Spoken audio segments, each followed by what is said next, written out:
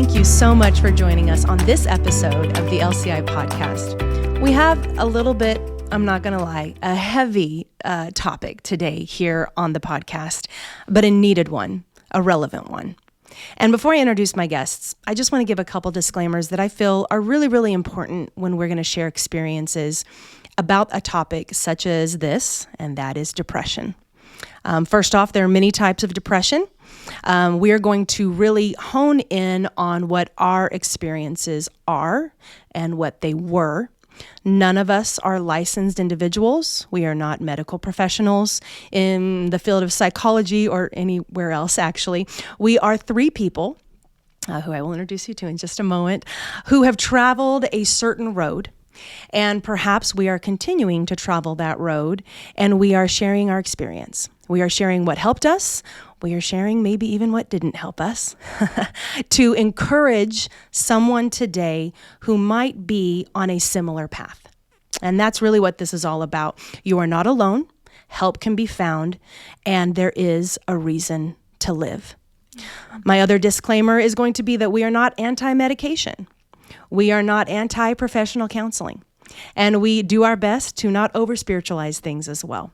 When people are facing things, whether it be physical or a mental issue, it is health, and we want to look at it like that, and we also want to bring God into the midst of everything that we do. So we try to keep all of that in mind and keep a balanced spirit and things biblically based. Last real warning, I guess, would be if you are triggered by discussion regarding depression, even suicide, things of that nature, please wait to listen to this podcast or to watch this podcast until you are ready to hear maybe some things that could help you. Okay? With that, I'm so excited to introduce my guests. And that would be the beautiful Bella. Oh, I almost said Martinez. Poor Joseph. No. The beautiful Bella Gleaves and the beautiful Brianna Walters. Yes. It's so great to have you both. We work in ministry together in multiple areas here at LifeChurch. And it is such an honor not only to have you with me today as I talk about my own journey, but being willing to share little snippets of your journey where it might be helpful or beneficial to others. Thank you so much for that. It is honoring. It is humbling. People go through things like we're going to talk about today. It's not rare. A lot of people are facing some of the things that we are going to talk about today. Yeah. And yet, not a lot of people want to, in a way, blast it out there. Yeah. And I know none of us really want that either, but we are God's vessels, and we want to share experiences that just might save a life. Yeah, absolutely. I'm excited to be here and kind of share my story, because it's not mine to keep, it's mine to share, and hopefully my story can help somebody. Yes. Testimony. Exactly. Testimony. I agree wholeheartedly. So with that being said, okay, we're going to start off. So the whole topic here today, little nose itch, sorry. The whole topic here today is depression does not define me. Amen.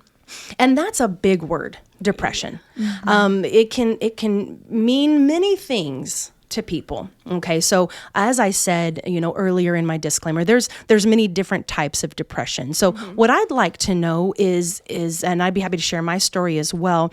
When I say, hey, share with us your experience of dealing with depression, it almost feels like I'm asking you to be in a work interview or something. That is totally not the case. I know I'm asking a lot from you. Would you be willing to share a little bit of kind of what happened to you in your life? What was your depression like? Was it clinically diagnosed? Was it something you realized was going on? When did you realize it? There's so many questions I could ask, and I really want it to be what you feel comfortable with sharing. So that's why I'm just kind of broadening it and saying, share with me, us, the people listening in, your experience with the word or the symptoms of depression. You want to go? Okay, I'll go first. When I had my first child, Harper, I thought it was going to be amazing and had a great pregnancy, had a great support system. And I had heard about postpartum depression, and I was like, that's not going to be me. I've never dealt with it before. I'm a pretty happy-go-lucky person, always looking on the brighter side. And so I didn't understand it personally until just depression in general. I was like, okay, people are just sad. I didn't, because I had never had a personal experience with it before. Okay. And then after I had Harper, I didn't realize it until about 6 months postpartum. Wow. And there's a lot of check-ins that you do with your doctor right after having a baby, and they, you have to circle yes or no, or are you feeling sad? Do you have harmful thoughts for yourself or your child? Because they want to make sure you're safe. And in my mind, I was like, oh yeah, everything's fine. Being sad is just part of having a baby. It's just all the hormones and everything that goes with it. And it's the baby blues or whatever. So I just kind of pushed it aside and I said, okay, this is just normal. Light of your feelings, right? And because I guess I didn't want to accept it either. So I just felt like, okay, this is supposed to be normal. How I'm feeling is normal, and it's going to go away after a little while of time. Well, 6 months down the road, I remember I was in the car driving somewhere with Taylor, and I looked at him and I was like, I think I have postpartum depression. And I immediately started crying. And Taylor's your husband. Right. Yeah. So I didn't even realize it until I had said it. Oh my goodness. And he's like, yeah, I knew, and because he can tell my normal from, what has changed a lot. And after you have a baby, a lot of things in your body change a lot too. Yeah. So after that 6 months and realizing it and saying out loud, I started taking action with him and with myself to better my circumstance. And it was a really long and hard road. I don't think anybody noticed besides my spouse. And I think that was the hardest part of going through it, was because I didn't feel like I was seen. It's a very lonely road going through depression, and you feel like a burden, you feel like, I don't want anybody to worry about me. Or if I said this out in existence out to other people, they'd be like, well, you need to go on XYZ medication. Oh, yeah. And that was the last thing I wanted to do. Like label you. Exactly. Yeah. So I didn't want to feel labeled, like you said. I wanted to just live my normal life. But in that time, I didn't feel normal at all, because it was so brand new. Yeah. And having a baby is hard in itself, the sleepless nights, and that all goes hand in hand. Yeah. Well, I can only imagine too, because I knew you before all of that. And I knew how loving you were, to my children before you were married, and how much you loved children, and you that's what your career is in children. Yeah. And so knowing what joy your own child would bring you, and then to look back and think of all those times where, as your friend, I looked at you and thought you were fine. I mean, you faked it well. Yeah. I'm so sorry. That's not necessarily the best compliment you No. I think a lot of people with depression probably do. Yeah. They fake it. They put on a brave face and they just go about their lives because they don't want to worry people. Yeah. True. Yeah, absolutely. And I think that it's important just to kind of, we'll talk about full circle here in a minute, but today, at the time of this podcast, Harper is how old? She is 3.5. She's 3.5. She'll be 4. 3 going on 13. Yeah, she'll be 4 soon. And she is. She is something else. Giving you a run for your money. So absolutely. And what's incredible about it too, and just a side point, is the Lord had such a way in your life then, looking at it from the observing point of view, because Harper was so easy to love. Oh yeah. And everyone loved her. And she was like my little baby. Yeah, she was all the the church time. baby. Right? Yes. She was. She went to people. Yes. It was almost like God was making sure that while you had to take some time and you had to have some space, that it didn't interfere with her development. Yeah. And her connection with her daddy is amazing. Your husband and her are just beautiful. So God has a way of turning our trials into triumphant, victories and all of that. Absolutely. He took care of the details. Yes. Exactly. And that's so cool. We'll kind of come around to kind of what are some things that you did to help you through that process. But that's going to be a big thing here today. We're honing in on some postpartum depression. I think that's important, like just to not label it, but to also give it a name in the idea of it does not control me, it does not define me. Absolutely. That's right. Yeah. So I think that's good. Bella, what about you, hon? So mine was very different. So before I dealt with depression, I dealt with a lot of anxiety. And I didn't really start dealing with depression, I think, until it was right after I got married. And I moved to Tennessee with my husband, Joseph. And you'd been in Arizona all your life Yes, prior to that? Pretty much. I was born in California, but I moved here when I was very, very young. So everything I remember is Arizona. Okay. And I've been coming to LifeChurch, I think, since I was like 11, 12. So it's pretty much all I really remember. So moving was hard, but I was really excited because I was starting my life with, my husband. We were starting our own family. And, I've always wanted to live in Tennessee because of the movie Hannah Montana. Talk to me about that later. No. But I was super excited about this. I loved my, I still do, my in-laws, all of them. They're great people. When I would go visit him, like, I loved the church, still do. We ended up moving out there, and we had a little townhouse, and everything was like super great. I was happy. And then I guess just kind of out of nowhere, I just kind of started getting like sad, and I noticed it was when my husband would work and then he would go work out, and by the time he'd get home it was already dark, which I was fine with it.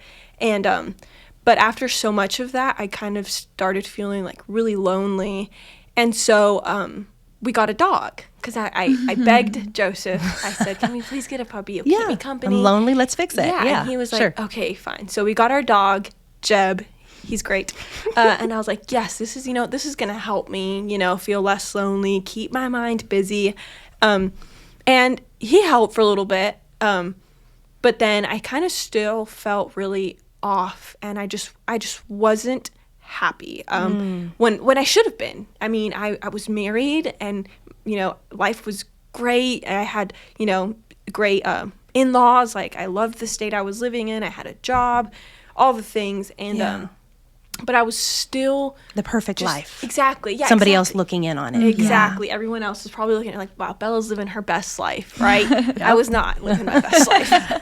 And I just kind of started, I guess just spiraling.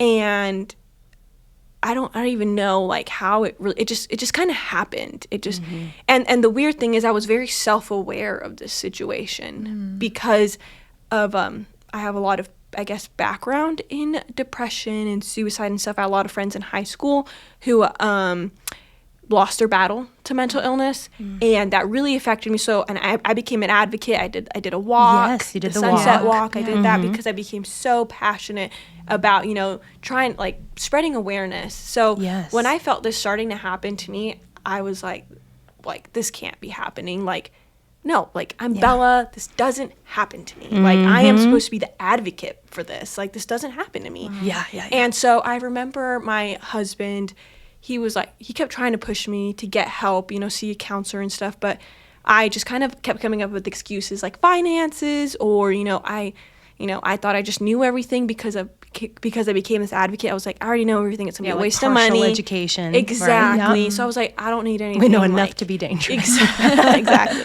And so I just kind of kept down that road, and it just got worse and worse. I would just little things, I guess, would just set me off, and it would be like something as little as like let's say like I was just having a really bad day and I didn't get to making dinner. My husband is the most forgiving person and patient man on this earth. I mean, if you know me, you know he's patient. And he was just like, oh, that's fine, babe. But then in my head, I would tell myself, I'm a terrible wife.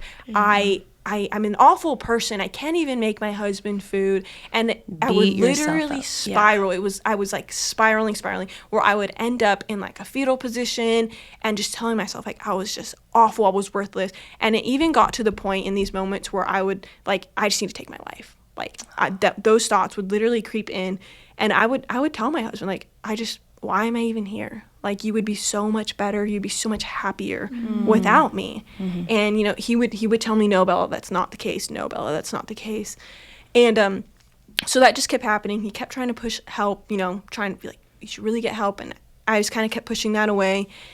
And then there came like just one day where he was at work, and I was alone. I think I worked at a school, so I think we were like on break.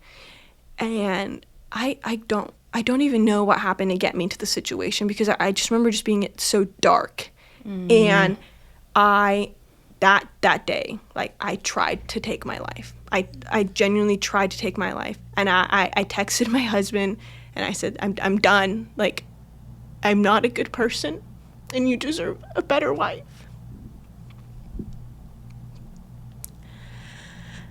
And I remember him calling me and trying to get a hold of me, and he ended up coming home from work, and he ended up reaching out to people, I think here in Arizona, and they were trying to reach out to me, and I ended up calling the suicide hotline, because I didn't know what to do, and they were able to talk to me and, you know, kind of back me off of this figurative bridge. And I just remember my husband getting home, and I was just laying in bed, and I was just numb, because in my head I was like, what is going on? And that was really scary. And when that happened, my husband was on the phone with some of our really close friends that knew what was going on, and right then and there, they blessed us, and they signed me up for counseling, and they paid for it, because they were like, you need to get help, and we don't want this to be a burden on you guys. So that was kind of when I started seeing a counselor weekly, and it was through Zoom, and I guess it kind of just got better through there. I got tools.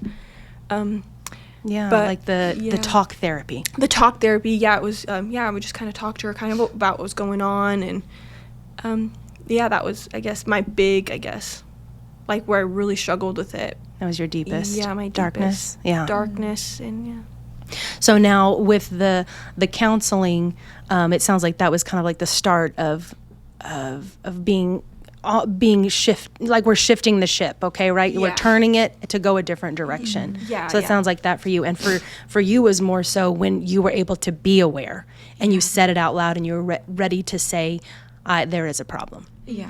I think it's because I pushed it off for so long, because I didn't want to be depressed, because I was always just happy. Yeah, same. And so I didn't want to accept it. I pushed it and fought it so hard. That was so overcoming, because I wasn't able to talk about it to anybody. You know, and so, you know, finally accepting it was the point where I was like, okay, I'm in control now. Yeah. That's this depression empowering. no longer is in control. Right. I'm in control. Wow. Yes. And when we can stand up to our own thoughts. Yeah. Okay, I'm not just the enemy. Okay, Right. you need Yeah, to stand up to your flesh and to your Right. thoughts, Yeah, and you need to be able to absolutely. say, no, yes, you're saying it, and it's actually in my notes right here, 2 Corinthians 10:5. Yes. And I actually like it in the Passion Translation. I'm going to read it to you.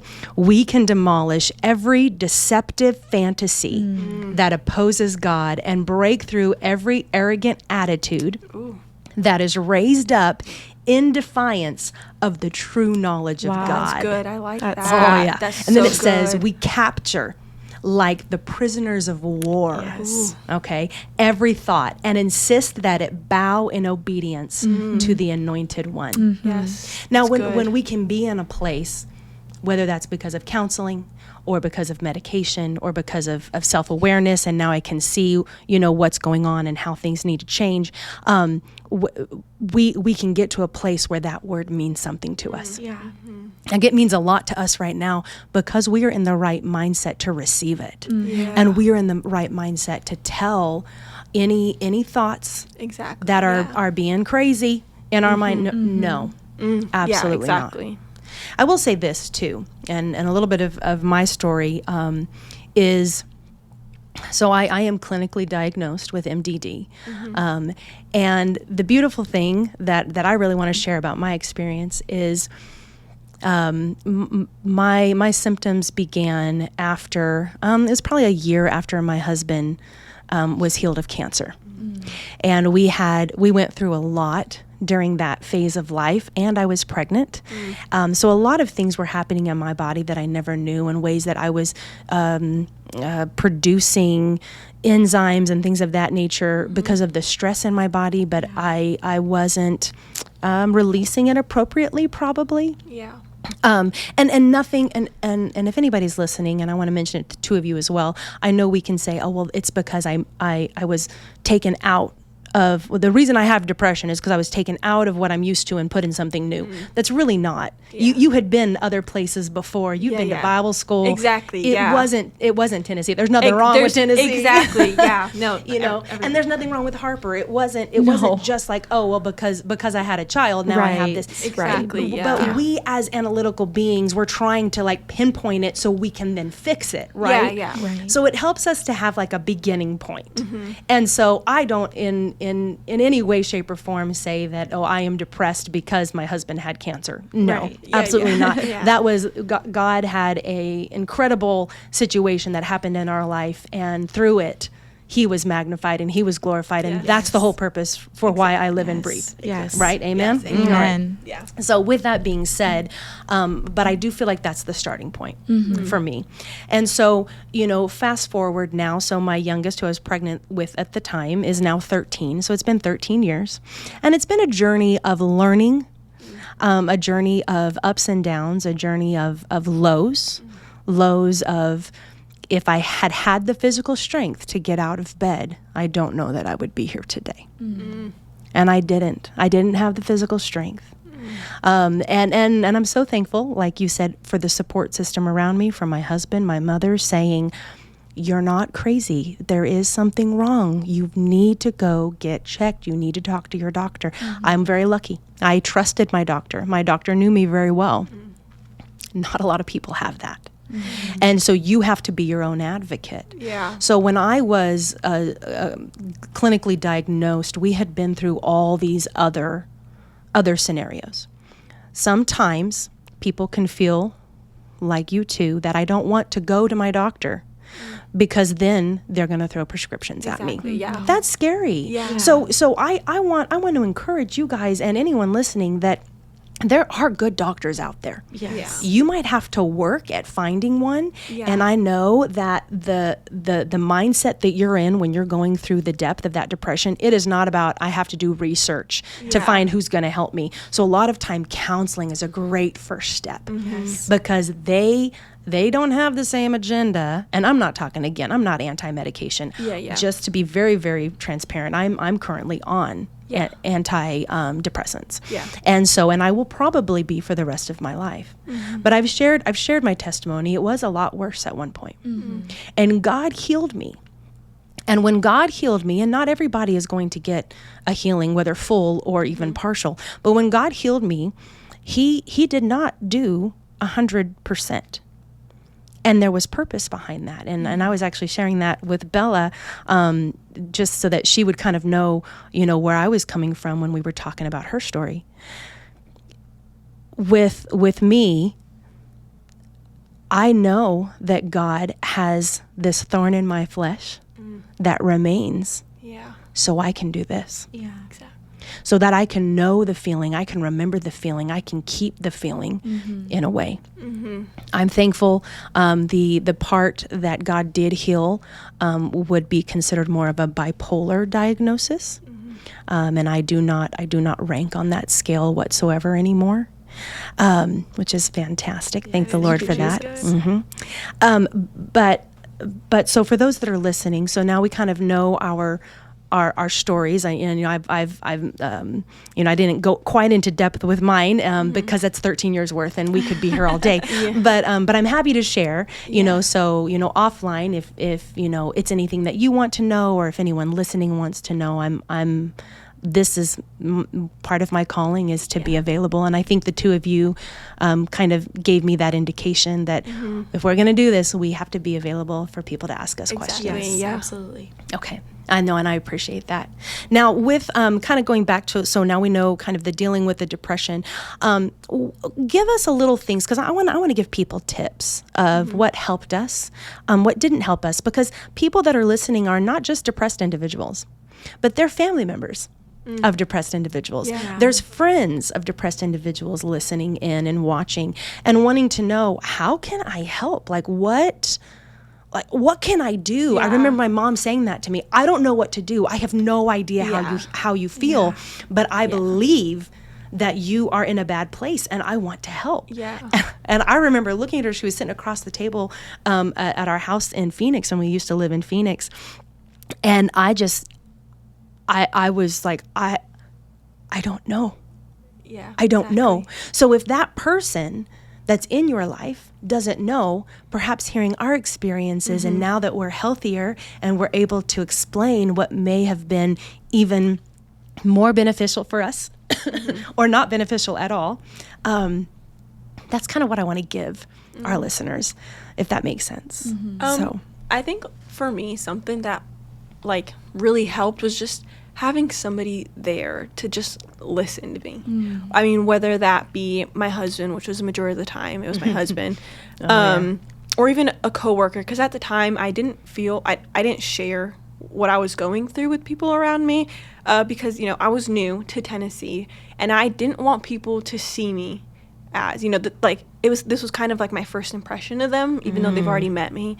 I didn't want people in the church or people, you know, from my husband's side of the family to see me and be like, Bella, the depressed person. Yeah. I didn't want them to see that. you don't want to be defined. Exactly. As that. And so that's why I hid it. And I didn't want to share that with them, even though looking back now, they wouldn't have labeled me that way. They love you. Exactly. Looking back now, they would have been there for me. They would have, you know, helped, you know, get me out of the house more. They would have offered their help more. And I've even had, you know, the pastor's wife, which she's my aunt through marriage, tell me, you know, before I left, she said, Bella, if I would have known, I shared with her a little bit of what I went through. She said, if I would have known you were dealing with this, she said, like, I would have been there. She's like, I had no idea. And I didn't fault her for that. I wasn't open with them because I was so scared, you know, but going back to what helped was just, my coworkers. I kind of confided in some coworkers. I worked at a school at the time, and they were all much older than me. Like, they had grandchildren. They were all much older than me. Lots of wisdom. Yeah. And I mean, it was like they could tell when I would come in and I was having a bad day, and there was one I would really confide in, and they would just sit there and listen to me. One time she brought me a book to read that really helped. I mean, I even talked to the school counselor there, and that was like just such like it was a safe space for me where I knew like that wouldn't go anywhere because of like confidentiality laws. So she just sat there and listened to me, and that really, really helped at the time. Just not anybody that was going to judge me, but somebody that was going to sit there and say, no, like, I get it. Like, why that would be so hard. I get, you know, kind of where you're coming from. I did have to, from when I did talk to the school counselor, because she is a mandatory reporter, she did have to, I think she had to tell the principal. I'm not really sure the chain that went through. I just remember I was just numb. My husband had to come get me from work, which shout out to his boss at the time, because he was so forgiving of him just having to leave. And I did have to end up going to the doctor and seeing them. And they, as soon as I walked in, they just wanted to put me on medication. Yeah. And I was like, it's my first time seeing you. And I told her no. She's like, well, you're not going to get better. I was like, I'm not taking medication right now. Not that I'm opposed to medication. I'm 100% not opposed to it. I just, at that moment, I knew it wasn't the right step for me. And so, anyways, going back to what helped is somebody that was going to be there, help almost be a voice for me, like that counselor. She kind of helped open that door up. And, you know, the people that paid for counseling, they help open up a door. Yes. But, yeah, something that didn't help is over spiritualizing it. I just when people would over spiritualize, they'd be like, the devil's just after you, and I'm like, yeah, it's not helpful. It's like you got to pray through your house, or you got to anoint your house, and I would get so frustrated with that because it would make me feel like I wasn't holy enough almost. Like you were doing something wrong. Exactly. Yeah. And I knew that wasn't it. And so that was really frustrating. So that just did not help. It would just make me more frustrated and mad and make me almost like in the time, like I would beat myself up more. I'd be like, I'm not praying enough. I'm not reading enough. But at the time, I didn't have the strength to do that, to even read or pray. Yeah. Yeah. What about you, Bree? What are some things that helped you or didn't help you? A lot of the similar things. I think I'll start off with things that were not helpful was people telling you what you should do and what you need to do. Someone telling you, well, you just need to go to a doctor, or you just need to do this, you just need to do that. That is overwhelming, first of all, because you don't even have the energy to get out of bed or, do basic things that you should do in life. Brush my teeth. Exactly. Think I'm going to go to a doctor. And so if people, telling somebody what they should be doing is very unhelpful. Sure. Instead, what is helpful and what I wish, like if I saw somebody in this position where I was, I would, if they cannot be an authority for themselves, I'm going to be the authority for them or the advocate for them. Or I'm going to say, I'm going to come over to your house and I'm going to help you with your chores around your house. I'm going to come over what day? Monday or Tuesday. I'm going to give them 2 days. Monday or Tuesday, I'm coming over and I'm going to do your dishes. And I don't care what your house looks like. I know you're going through a lot and I'm going to come over and help you. Or you know what? On Saturday after whatever, we're going to go on a walk together. So I need you to get your walking shoes on. I'm going to come pick you up and we're going to go on a walk. We're going to get some fresh air outside. Or, here's this great counselor. I've researched some people in your area. Here's counselors that I think would be really good for you. I can come over and help you decide who's best for you, or I can be on call with you. Or like in Bella's situation, we've set the appointment. Now Yes, you just exactly. go. I think helping somebody take the next steps instead of telling them that what they should do, but walking with them out of the depression. I think also kind of like to go off that, like, when you're in it, people always tell you like, we're here for you. Let us know if you need anything, but you don't want to feel like a burden. Right. So kind of, and you don't even know. You don't know what yeah, you need. exactly. Yeah. So kind of like what you're saying, you're like, okay, I'm going to do this one of these 2 days. So I'm going to give you an option when you want me to come over, and it's like, oh, she's serious. Like she really does want to help me. So and it helps people not feel so alone too. It's exactly, like I'm seen. And I think that in the state that I was too with my husband, he would make me feel seen where I felt so alone. And I was like, nobody understands what I'm going through, which everybody does, if they've experienced it before. Yeah, sure. But that's your thoughts. It makes you feel like nobody's gone through this. And Nobody you're just understands where I'm crazy. at. Yeah, all these thoughts are crazy, and I'm crazy for having them. Yeah. Nobody's going to get it. They're going to put me in the hospital because I'm having these thoughts. Yeah. But if somebody can come alongside of you and say, you're not crazy, and I understand what you're going through, and there's a light at the end of the tunnel, and I'm going to be here with you. I also think it's really helpful when people send scriptures, and just say, I am praying for you. Here's an encouraging word for you today. Yes. It doesn't have to be a huge act of, doing something for them, but just an encouraging text. Yeah. And saying, I love you and you are worthy, and, sending them scriptures that. Or a song. Yeah. Yes. I or a song. I remember at the time when I was dealing with it in Tennessee, I had people like, there was one time I was at work. I think it was the time I talked to the counselor. I can't remember. I was just in a very dark space, and I had made up in my mind that I was just, again, this terrible person. I was going to go home and I was going to harm myself. And I remember just walking around with this dark heaviness in like around the hallways. And actually somebody that lives there in Tennessee, she had no idea what I was going through. But she sent me the most like encouraging text saying she was praying for me, saying she had a burden for me. Yeah. And I remember being in the hallway and just crying because when you're in that moment, in those moments, it feels like God is so distant. Yeah. You feel so alone, and you feel like, God, where are you? Like, I called your name, like you're supposed to heal me. What's wrong with me? Yep. But then God shows himself through people, through other people, right? Yes. So I would receive texts like that, like even people from here that had no idea what I was going through, that would just text me saying, hey, I'm praying for you. hey, like, I love you.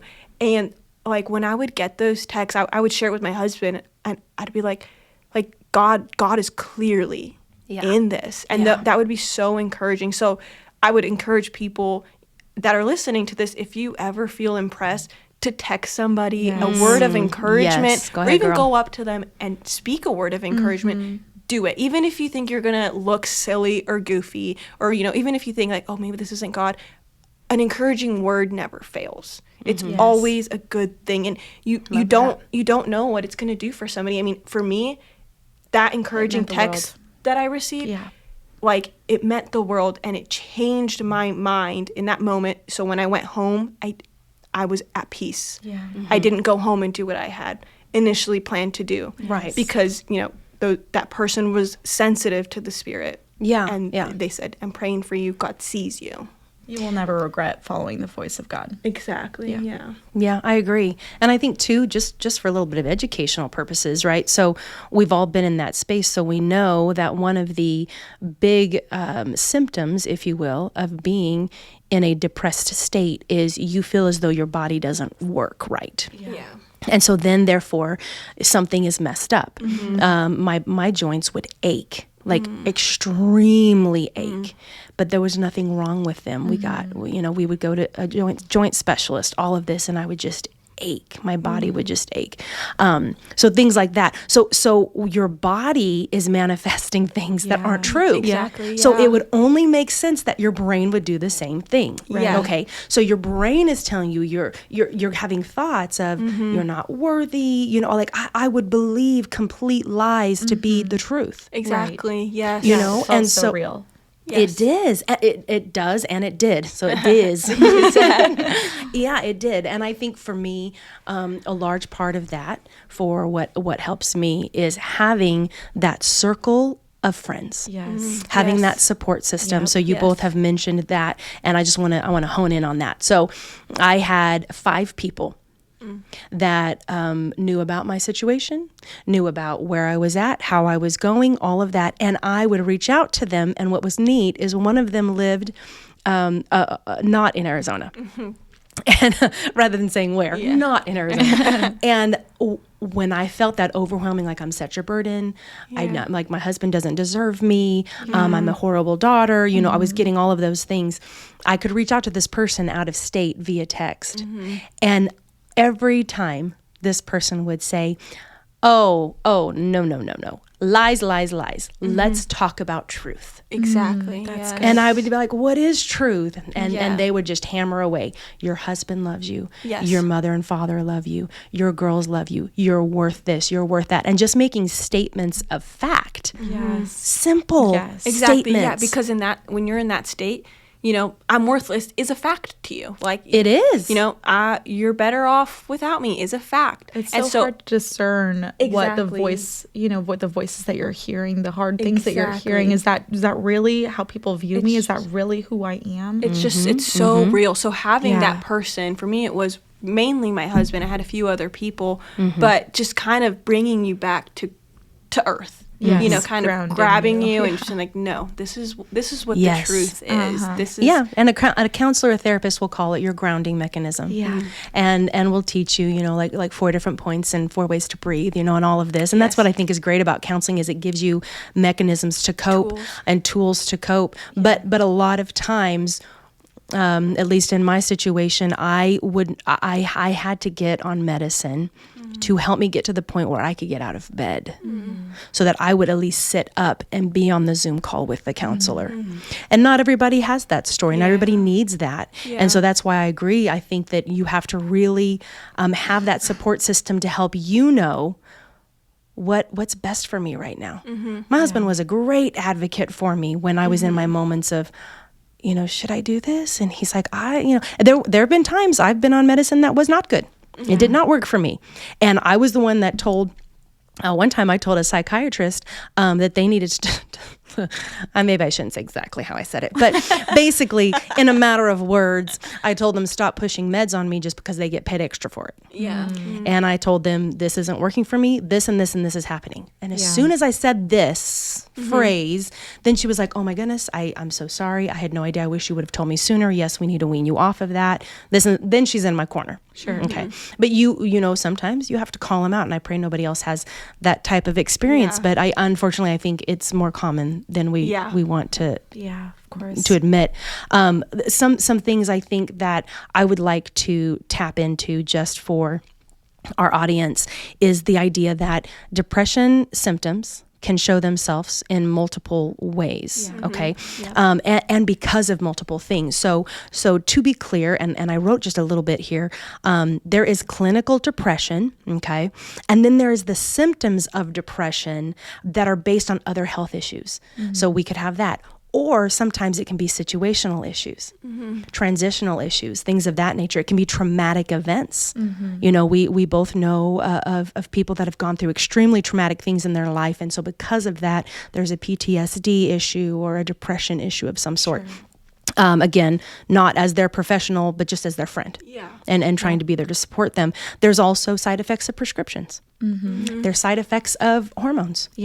Of having a baby. There's side effects of menopause. You know, there's all these different things, you know, and we're all women right here. So that's why I kind of bring that up, you know, but I think it's important that men are going to go through different things that might cause these symptoms, whether it be health issues, mental issues, you know, whatever that might be. So anyway, someone listening might think, oh man, this is what's wrong with me. You know, I've got 3 of the things they've already labeled, you know, this is what's wrong with me. Hold the phone or, you know, like, hang on, pause the YouTube, you know, clear your mind. All right. We're not saying there's anything wrong with you. We're trying to express our experience. If you do feel like if somebody is feeling like maybe this is something that they should look into, or I have been kind of putting this off. You know, there's no better time like the present to call your doctor and have a conversation. You know, just have a conversation, find out, reach out to your doctor and see who they reference for counseling. You know, maybe reach out to, you know, your local pastor. Do they have references? I know here at LifeChurch, we provide references for counseling, whether it be for marriage or personal or children or teens. You know, we do have a few references here. You know, so we can't be afraid to reach out and ask for help. Hopefully, you know, we've already talked about how hard that is, but I don't want someone just to hear this and then say, this is what I have. I therefore need to go get my medicine or go get my counseling. Well, maybe if you go get counseling because you think it's this and something else might come up and then you get help. And so, yay. But I do also want to put a plug here too. I'm in my 40s. I know it's very sad. And so I think women, thank you. I think women that are in their 40s, you know, even early 40s, you know, we have to be careful because a lot of things are happening in our bodies and shifting in our bodies. That is very, you know, natural, you know, menopause is a real thing. I hate to say that, but there it is. And so we need to be going to hormone specialists. We need to be getting full panels, not just my primary physician panel. And I'm on my soapbox right now, so y'all forgive me. But I also need to know, like, what are my hormones doing? How are they affecting me? Because here's the thing, ladies. So we can be all taken care of. All right. Oh, I'm past it. I don't have it anymore. It's not there anymore. And that could be the truth. That could be. But there's things in our lives, like if I'm reliant on a small dose of medication to help me each day, but other things in my body are going wrong, my chemical balancing is changing. And so if at the end of all of your journeying, you know, on your health, whether mental or physical, you find that medication is the answer for you, it's not the end all. Exactly. You still have to stay on it. It's and the same is true with building boundaries in your mind and learning through counseling how to take thoughts captive beautifully. If you have a Christian counselor, you know, they can really integrate those scriptures in for you. But they're boundaries, but that doesn't mean they're there for good. I was telling someone this earlier that my grandpa had a farm. And he would mend fences almost every day. Some days he didn't have to, but he checked the fences every day. almost every day. Maybe not every day. Occasionally he took a day off. But he was checking those fences. Here's the thing. If I'm not checking the fences in my mind, the boundaries in my mind, they could easily collapse. Exactly. Right. They could easily allow, I like to explain it as like the fog rolling back in. Yeah. You know, and I've built these things in place to where I can control the fog. It's still there. Sure. I still have a diagnosis. I still have a mental health issue, but I have it in a controlled form. Sure. Okay. But that is not, okay, now we're good. Now I can live normal. No. My new normal is every day, this is what I'm checking. This is what I'm looking at. Yeah. Every day. And I think it's important that even if we are giving a name to it, like postpartum or situational or whatever that might look like, you know, that we also aren't funneling into only those scenarios. Right. Okay. Right. So I understand, and I'll just be real vulnerable. When I talk about it, I usually have an episode pretty soon after. And so I know that is coming. That is something that my body, I'm on a high right now because I'm helping and I'm giving. And so my body naturally drops, but it drops below its normal state. And so I know to give myself space. Yeah. And I know to give myself time, and I know. Very self-aware. Yes, we have to be. And I go back to all of my things that I now have the motivation to do. Yes. Go outside. Yes. If you can't do anything else, Get some sunshine. if you can step outside Yes. and just take 10 deep breath in, breath out. Yep. It is amazing what oxygen and sunshine can do for Yes. you. Yes. If you can't do anything else, you know, try to drink water. If you can't do anything else, try to sleep, try to rest. You know, so you've got these, like, you know, I have like the top 5 is what I call it. And please interact and let me know if yours is different. But it's like, if at all possible, sleep. If at all possible. I have an 8-month-old, so I know, that's why I'm with like, a baby postpartum, that was come and go. So if at all possible, try to sleep. So I would schedule sleep around where I knew my husband could help me if the girls were needing something, because they were very, very young at the time. And so it's like, okay, this is his night to be home. I can go to bed at 8 o'clock. And so I wouldn't be on my phone, and I would be reading a book, or I would read the Bible because it helps me fall asleep. You know, thank you, Lord. you're not alone. You know, Yes, whatever. Yeah, I would definitely Exodus, Numbers, Deuteronomy. Leviticus. No, but my point being is, you know, there was a schedule there. There was something that, if at all I could keep on that night, I knew I was going to get a good night's rest. I do something similar to that too with my so husband. sleep, sunshine, if at all possible. Yes. Activity. Now that I'm in a healthy place, activity is so important for me. Yes. I'm walking. I'm parking way out there for the grocery store. I gotta walk. I need my steps, not just for my physical health, but for my mental health. Yep. Every little bit counts. Exactly. And I don't do a lot of sugar. Sugar does chaos Really? for my brain. Yeah, The it opposite. does. I need it. Oh, really? Okay, so sugar causes me to have massive episodes. Really? Yeah, in large quantities. So I can have, like, you know, a handful of M&Ms or something like that. That's fine. But I have to then I have to be really careful on things that turn into sugar in my body. Sure. See, that's so interesting, because like you wouldn't think that, like when you talk about depression, you know, you're not thinking about if I have too much sugar, but you know that's, it's true, because it all comes down to like chemical imbalances, hormones, all the things, your bloodstream, all of that. Yeah. When And I was we're writing a connected. list about all the things that I did after I realized and accepted what I had, I wrote down a list of all the things that were helpful to me that I did personally. And all of those things that you've mentioned were on there, of like watching what I'm putting into my body. Is it good fuel for my body? You know, am I just eating carbs and sugar all day? Then I'm not going to feel great, you know. But if I can get a healthy assortment of a whole bunch of different food groups, or, you know, going outside, that was so helpful. Just being outside in the sunshine and drinking lots of water and moving my body after I felt more on top of it. I could move my body. And another thing was really helpful was making a to-do list for the day, of saying, even if it was basic things, I'm going to take a shower, I'm going to make breakfast, even if it's toaster waffles, you know, for my kids, and, you know, maybe do one chore. And if I can check off those things for the list, I feel so much better about my day. Small And about victories. yourself. It's small victories, exactly. You feel more in control. Exactly. And you're like, you know, wow, I rather can than letting really things- tackle something bigger. Yes, yeah. I love that. I think that's good. And that kind of goes into what my fifth one would be, and that's not only prayer, but meditation. Yes. And a lot of people, man, they just curl up their toes when I say meditation because they're thinking about kind of our world. Emptying your mind. Yes, Yeah. and that's not it at all, That's not right? it. No. Yeah. Exactly. We want to fill it with the Yes. things of God Meditate and on the empty Lord. ourselves. We're Yes. like, Lord, take me out, put you in. Yes.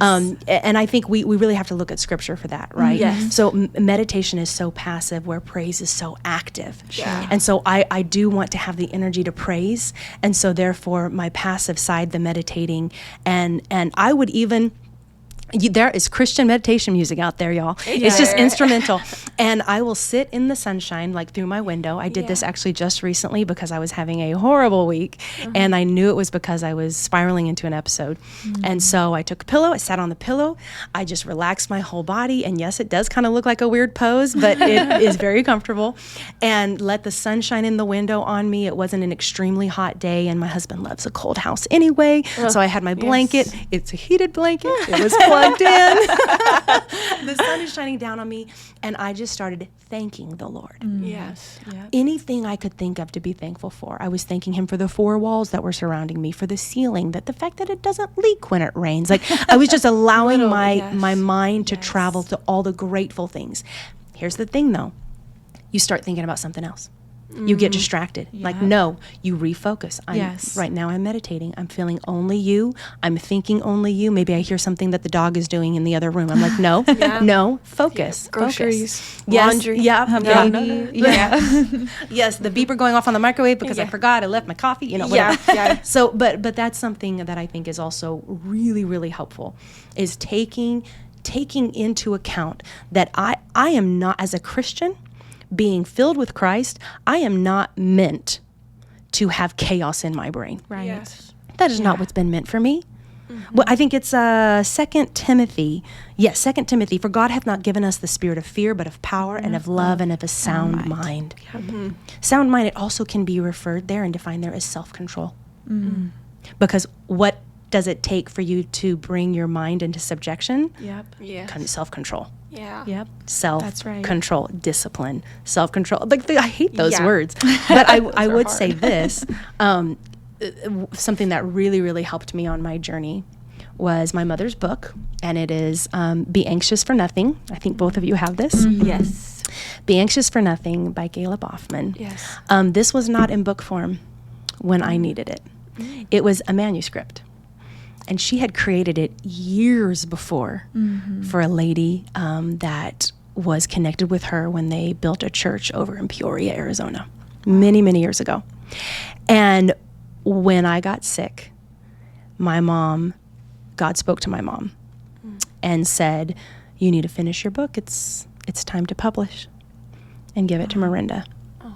And so she gave it to me, and it was just a stapled stack of pages. Yeah. And those pages are worn and torn and all kinds of things. But what it is, for those that don't know, is it is a book specifically based on Scripture. And so here on the table of contents, and I don't know how long it's been since you guys have seen it, but it tells you different chapters that you can go to when you're feeling certain things. Right. Okay. And if you're feeling like, I feel trapped, I feel anxious, I am suffering, I feel vulnerable, I need healing, I feel alone, I am tired, I want to die. Am I losing my mind? Am I losing my mind? You go to that, you go to that chapter, and guess what? It's scriptures and her prayers that God gave her while she was writing these scriptures down. Right. So, and I have a ton of them tabbed that I love the most, but be strong and of good courage. When I'm afraid of my own self, when I'm afraid of the things around me, even if it's not depression, I can still be afraid. Yeah. We're all afraid at one point. Fear not, nor be afraid of them. The Lord thy God, he it is that doth go with thee. He will not fail thee, not forsake thee. Amen. And you're finding this all throughout this book. Yeah. So that was a huge help. Yeah. Yes. I remember opening that up. It's been a while, but I remember opening it up and just seeing all the, I feel like this, I feel this, I feel this. and I would just find the page and I would go to it, and it's just there's nothing like this book. It's awesome. It's telling you where to go, because you said it earlier. How do I help? How do I help? Well, don't just say, what can I do for you? Yeah. You know, I have done that, and I have been in depression, and I'm like, I don't know how to help you. How can I help you? And then I'm like, that was a stupid question. Yeah. You know, but sometimes, and here's my Bible that I've been using lately. It's a journal Bible. This is very overwhelming when you're in an episode. Yes, because and when you're feeling down, you're like, okay, you told me to go to the Bible, but I can't. Okay. Like, what am I supposed to get? Right? Yes. Like, just open it up, and then it doesn't make any sense, and you're like, you're not talking to me. Lord, I opened There's it just up. so many Supposed bad to be some things that could happen. So, yes, absolutely, go to your go to Bible. Psalms. But this book is helpful because it brings the scriptures to meet the need, Yes. rather than you looking for the scriptures amongst all the needs. Yes. So Yeah. So So helpful. there's that, and then we talked about being grateful. Have you guys ever seen this? no, I haven't. I've haven't? heard of that though, and I gratitude did journal. do that like by myself. Like I had a journal. So this is called the 1 minute gratitude Yes. journal. I've had it for a few years. I haven't finished it yet, but it did put me in the right mindset. Yeah. That's good. It helped me, and I just got this off Amazon. Thank you, Brenda Nathan, wherever you are out there. And it's super easy. Like, let me go to a blank page here. So see how easy it is? That's why it's just 1 minute. Oh, that's cute. I I am grateful I for did it. something, Just something similar real to that easy. in a normal journal, and I would just lay in bed before and like, Perfect. today this was good. This was, even if nothing good happened that day, I woke up, my husband got home safe from work, you know, I'm safe. I you have know, breath in my lungs. Exactly. Yeah. I think Writing it's so is such good helpful. therapy. Yeah. Yes, it I is. journaled You know? a lot when That's I was awesome. dealing with Yeah. my anxiety and with my depression. I journaled a lot. It was a little bit easier to do it with my anxiety, because with my depression, I was just like so like bleh. Yeah. I just didn't want to do anything. Yeah, And so, but yeah. I tried as much as I could, and it helps so much, because once you just put pen to paper, you just start going, because sometimes you can't speak really what's going on, but you can write. Right. You can write what's going on, and it's a good coping mechanism. If that's It the is. right Outlet, word. too. Outlet. There It's you a go. good outlet, Yes. yeah. If you don't feel comfortable And talking then to somebody, at least you can write it down. It's also so cool because I still have those journals, and I can open them up, and I can be like, wow, look at what God did. You know, Yes. I Where was it came from. look, I'm still here today, and it's just so cool to be able to look back, you know, and be able, you know, when I do fall into those moments, if I do, I can just, you know, remind myself, you know, I was able to get out of that deep, deep, dark hole. Yeah. And because I serve a never changing God, if he brought me out of it then, he can bring me out of it That's now. right. Yep. Exactly. So if you have another episode, or you have another spiral moment, Yeah. you know, and I think I want to just talk on that as we wrap up here today, and that is coming through it. It didn't happen overnight, did it? No. No, I wish it did. No. It took time. Even after acceptance, it's not an overnight thing. It wasn't that I said it out loud and then I was like, oh, I'm healed. It was still months and months and months of dealing with it, but making daily choices every day Yes. to set my mind on things above and to take captivity those thoughts that were coming to harm me instead. And it was writing down scriptures on my mirror so I could say them out loud every day. And it was making daily small choices to say that God is in control and I am not who my thoughts say I am. Yeah, I think even like doing that, and I think you can maybe back me up on this, when you wake up and do that, you know, you might feel defeated, like I woke up and, you know, I said all these things, I read my Bible, I spoke truth. You know, why am I still feeling this way? Yeah. You just got to stick to that. Yeah. You have to be consistent, Yes, even when it's hard. consistency. Just keep Yeah. going, keep going. And before you know it, you'll be on the other side. You'll be looking back and you'll be like, wait, I feel so much I better. think you don't Where even did that- realize No, the yeah. transition between I have depression and I'm in the deepest, darkest hole to I'm feeling like myself again, you know? Yes. You don't yes. even realize the transition, but it's the consistencies in the small things. I love What are you that. putting Yes. in to come out? What are you know? putting in? No, I think that's wonderful. And I love the advice. I love the suggestions. I love all of that. Thank you for sharing your experiences. Is there anything that maybe you didn't feel was said that you'd like to share before we end today? For me, I know that I still go through small episodes of, you know, like where I have, you know, small moments. They're very small now. But because I now have the tools right? And I sought help, I sought counsel.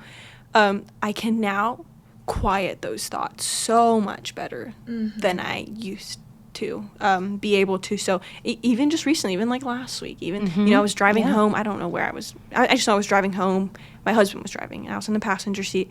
And I just, had the thought of like, you're such a bad mom. And it's just, things just started coming. And I just said, no, I am a good mom. Yes. My baby's so happy. I love him. He loves me. Like, I was able to take those thoughts captive, And so I just want to encourage somebody out there, if you're listening to this and you're going through something, that like Miranda said, you are not alone. And the enemy will try to make you feel like you're alone, but you're not. And there will be a day where you will be okay. You might not be completely healed, but God has a purpose for everything, and everything's going to be okay. And just don't give up.